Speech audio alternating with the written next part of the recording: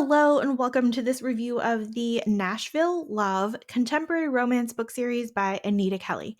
I'm Olivia, your favorite resource for book recommendations you can easily screenshot, and you're watching Random Olive Reads. Love and Other Disasters is book one of the series. We have cooking show hijinks here, where London is the first openly non binary contestant on the show with goals of opening a nonprofit to help queer kids with the prize money if they win. And Dahlia is a bubbly and clumsy divorcee who just wants to pay her student loans. Neither are professional chefs or have dreams of working in the food industry, but both have a love of cooking and find it calming and soothing. Dahlia and London get off to a rough start when Dahlia basically word vomits in front of a grumpy seeming and stoic London.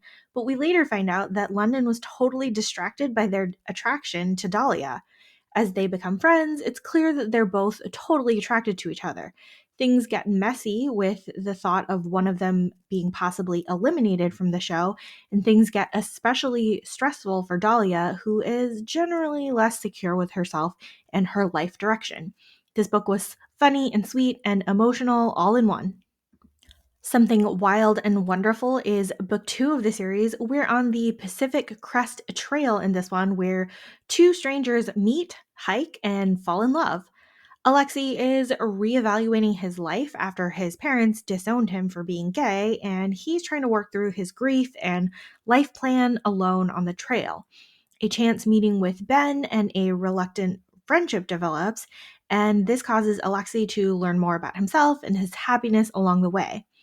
Ben is trying to get that last bit of wanderlust out of his system before settling down with a nursing job that he's worked towards, and he's trying to be mature and logical instead of jumping into bed with the first handsome guy he meets on the trail.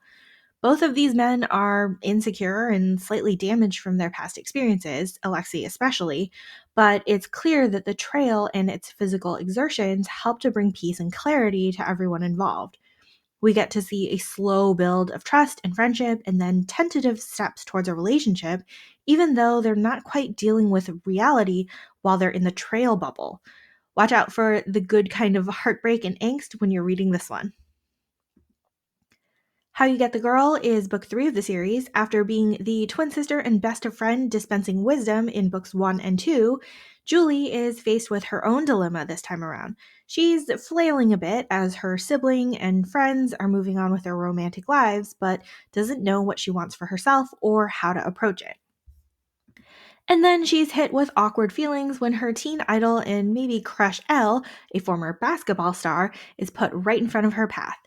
Julie is the high school basketball coach, and Elle is serving as the foster parent of the newest member of the team, so they meet when Elle is picking up the kid from practice.